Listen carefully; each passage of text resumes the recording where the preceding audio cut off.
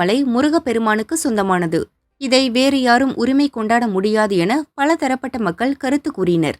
திருப்பரங்குன்றம் என்பது ஒரு அமைதி மார்க்கமாக அமைதி பூங்காவாக இருந்த மதுரையை இன்றைக்கி ஒரு கலவர பூமியாக மாற்றிருக்காங்க.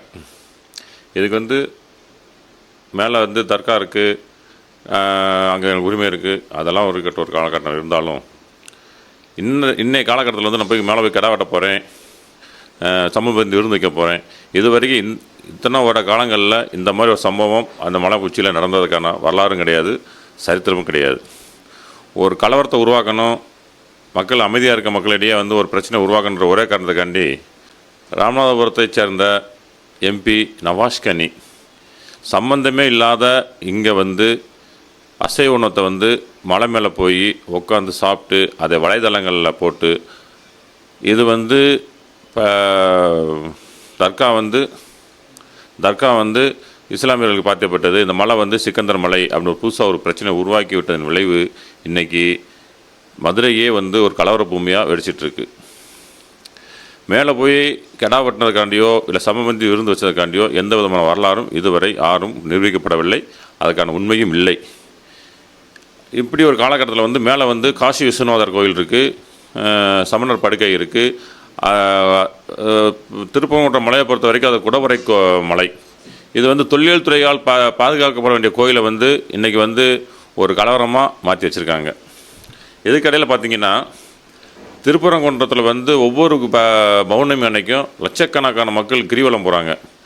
இந்த அரசு என்னைக்கு பதவி ஏற்றுச்சோ அன்னையிலேருந்து இந்து மக்களுக்கு விரோதமான செயல்களை செய்கிறதுல தான் நோக்கமாக இருக்க ஒழிய மக்களுக்கு எந்த விதமான அடிப்படை வசதி செஞ்சு கொடுக்குறதில்ல. லட்சக்கணக்கான மக்கள் கிரிவலம் போகும்போது சரியான ரோடு வசதி இல்லை, சரியான லைட் வசதி இல்லை, சரியான குடிநீர் வசதி இல்லை, சரியான கழிவறை வசதி இல்லை, எந்த விதமான அடிப்படை வசதி இல்லாமல் லட்சக்கணக்கான மக்கள் கிரிவலம் போயிட்டுருக்காங்க.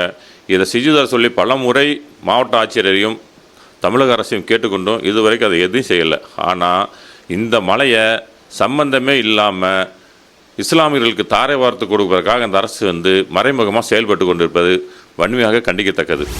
பாண்டிய மன்னர்கள், முதல் பாண்டியன், இடைப்பாண்டியன், கடைப்பாண்டியன் என்று 3 பாண்டிய மன்னர்களுடைய காலத்திலேயும் இந்த கோவில் மிகவும் வளர்ச்சி பெற்றது.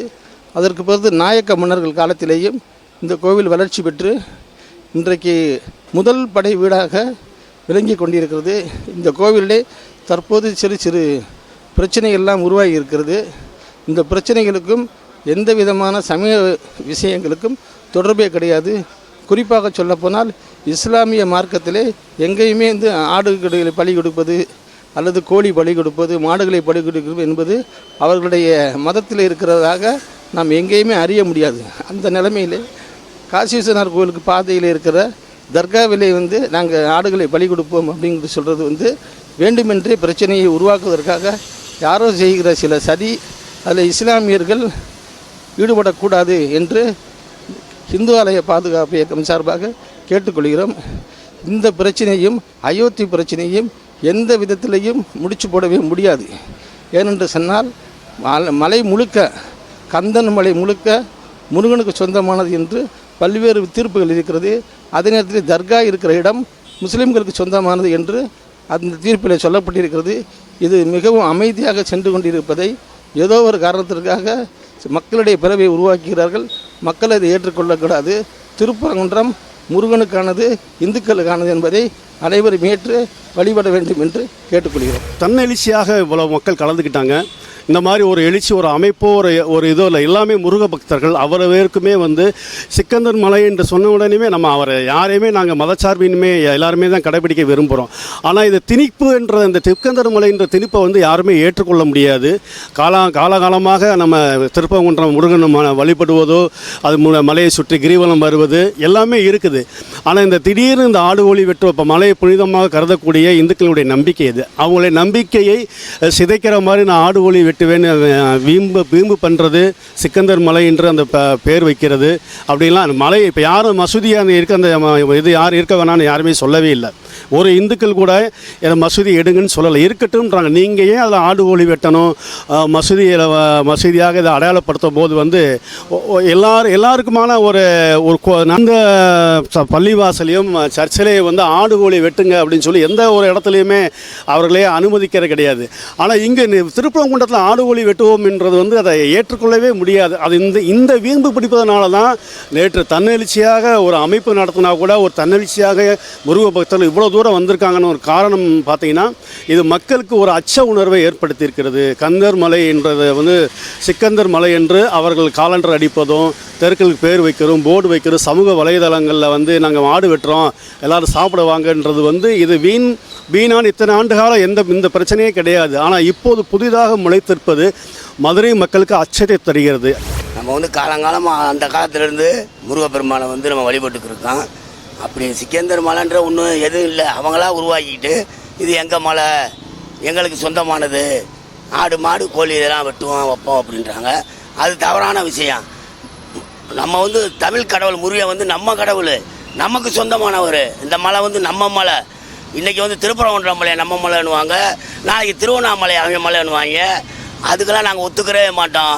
ஜாதி மதம் வேற்றுமெல்லாம் எதையும் பார்க்காம இப்போ அவங்க பள்ளிவாசலில் போய் நம்ம மந்திரிக்கிறோம், நம்ம பாண்டியர்களுக்கு அவங்க வர்றாங்க. இப்போ எங்கள் ஸ்டாண்டில் எடுத்துக்கிட்டிங்கன்னா இன்றைக்கி ஒரு 4 பாய் இருக்காங்க, மாமே மச்சான் மச்சினே அப்படின்னு தான் உறவு முறையில் தான் கொண்டாடுறோமே ஒழிச்சு நாங்கள் வந்து மத ரீதியாகவோ ஜாதி ரீதியாகவோ நாங்கள் பார்த்ததே இல்லை.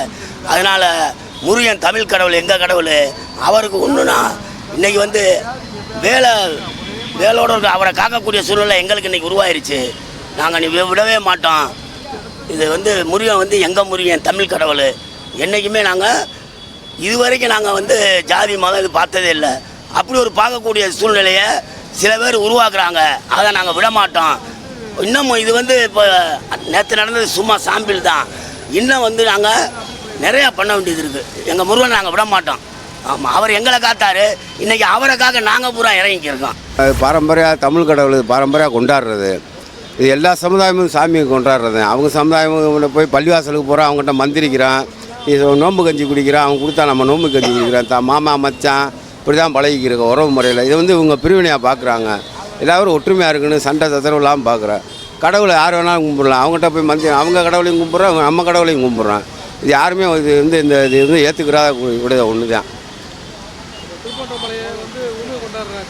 ஆமாம், உரிமை கொண்டாடக்கூடாது. அவங்களுக்குன்னு ஒரு இது இருக்குது, எங்களுக்கு கோட்பாடு இருக்குது, அவங்களுக்கு கோட்பாடு இருக்குது. இது எல்லாமே கடவுள் அனுப்பிச்சா எல்லாருமே கடவுள் தான். அவர் அல்லாஹ் கும்பிட்றாங்க, நாங்கள் அதை கும்பிட்றோம்.